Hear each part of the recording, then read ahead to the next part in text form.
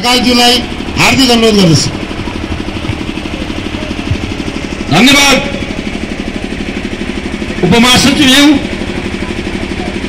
यो 10औं दिनको शिक्षक आन्दोलनको कार्यक्रमका श्रद्धेय अध्यक्षज्यू, नेपाल शिक्षक महासंघ राष्ट्रिय समितिका श्रद्धेय अध्यक्षज्यू,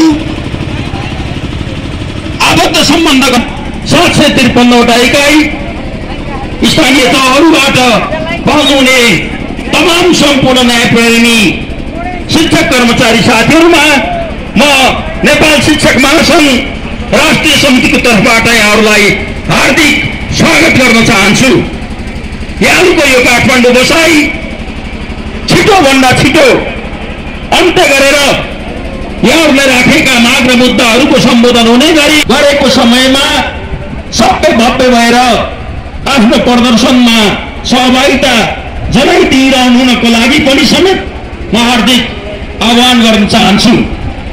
आजसम्मको यहाँहरूको प्रदर्शनमा यहाँहरूले देखाएको ऐक्यबद्धता, यहाँहरूले देखाएको लगनशीलता, मेहनत, यहाँहरूको जोश जागर उत्साहको म हार्दिक नमन गर्न चाहन्छु। र यहाँहरूलाई थाहा नै छ हामी त्यसै रहरले यो सडकमा आएका होइनौँ। नेपाल सरकारले नेपाल शिक्षक महासंघसँग विगतमा गरेका सहमति र सम्झौता बमोजिमको शिक्षा ऐन जारी नगरेको कारणले गर्दा यही देशमा अन्य राष्ट्र सेवक र हामी शिक्षक कर्मचारीहरूको बीचमा विभेद भएको कारणले गर्दा आज नेपाली शिक्षा, आज नेपाली विद्यालय शिक्षा विश्वविद्यालयका प्रतिभाशाली विद्यार्थीहरूको आकर्षणको केन्द्र नभएको हुनाले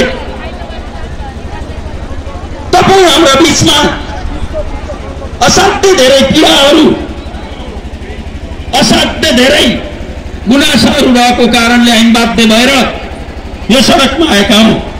सरकारले